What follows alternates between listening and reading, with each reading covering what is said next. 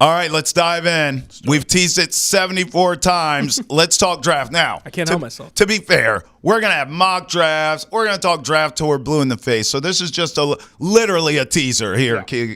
Keegs. I guess my question to you, because you know where I'm going, is do you want offense or defense? Because I have made no ifs, ands, or buts. I've kind of given up my Travis Hunter dreams. I've kind of given up. I just don't think at 4 he's going to be available. He may go 1 overall in this thing. Yeah. But I am still, to be clear, for the record, all in on offense. Offensive linemen, maybe it's another receiver. I don't give a damn. I watched this offense struggle so bad last season. Yeah. Bottom of the barrel, it felt like. And by the way, I already told you, I don't think defensively the cupboard is bare. So I'm cool with focusing on the offensive side of the ball in the draft or free agency, but we're talking draft here. I, at 4, would rather go offense. I think offensive linemen are boring, but I at least understand it if they go that route. What do you make? Do you want defensive or offensive side of the ball in terms of the number 4 pick? I wish George were here. I know. To hear you say that offensive line, it might be boring. It is. It's a smart way to go. It has me thinking. Oh. I'm thinking. I like when you do this. Why not just address all these needs before you get to the draft? Free agents. And then take the best player available. This has been my thing the whole time. And little tease for you folks. After the Super Bowl, we got a little thing rolling out on Nesson, cross platforms everywhere. Yeah. Patriots Manifesto.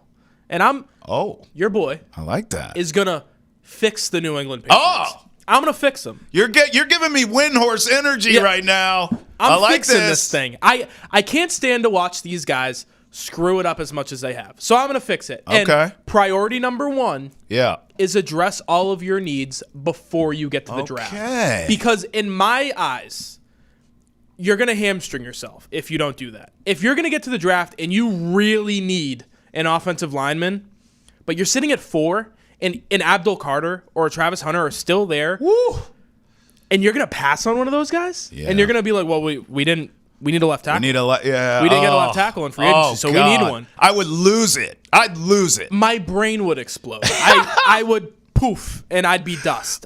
Me too. I wouldn't. I can't allow it to happen. No. So can't. I'm gonna skirt the question, Trav. Your question, offensive defense. I don't give a crap. Okay. If it's Travis Hunter, if it's Abdul Carter, take whoever is available. And to give you a little something, give Ethan a social clip. Sure. You go Abdul Carter. He's number 1. He's number 1 in my eyes. If both of them are available, Abdul Carter, he fits the system. He fits where the NFL is going in terms of dominant defensive linemen who can play in multiple spots and affect an opposing offense. And he fits the culture.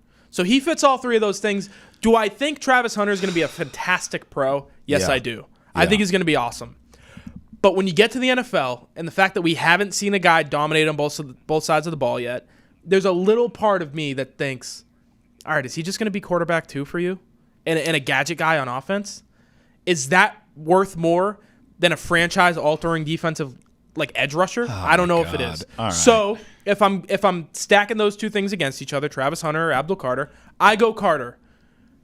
But I'm also just going to fix everything before you even get to the draft and take the best player available. Okay. A guy like me, that's what I do. I don't know. All right. I'm not going to flip out like everyone thinks I am because you're taking Abdul Carter over a generational talent in Travis Hunter. Shame on you. I know. However, I won't flip out because you said what you said at the end, which is, listen, bro, you got to fix some things before we even get to the draft. Right. So I understand what you're saying. So if you pass on a Travis Hunter, it tells me 2 things, and you go Abdul Carter, it tells me 2 things. It means you got T. Higgins, to your point. Yep. It means you went out and you got a bona fide number 1 wideout, or at the very least, you upgraded at that position. I'm with that, okay? But the thing about Travis Hunter is he can play corner. So technically, you could still go defense and draft him. The only issue there, you got to have a conversation with the kid. But to see if because he wants to play both. Right. So you got to get a feel for that. Maybe there's some packages you could work in with Travis Hunter.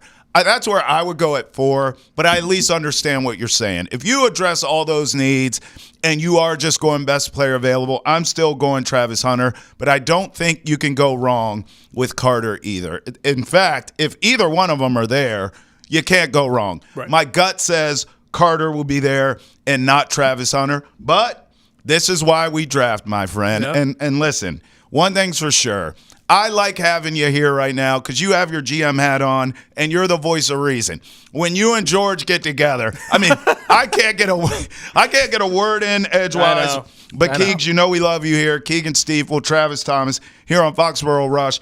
Till next time, when we do this all over again, and we will argue till the cows come home about who the Patriots should draft at number 4 or trade back or whatevs. We got 3 more months of this. Wait, I mean, exactly. But for now, we'll end it on this note, Keegs, because you and I are on the same page, and we appreciate all of you for being on the same page with us here on Foxborough Rush. Till next time, peace.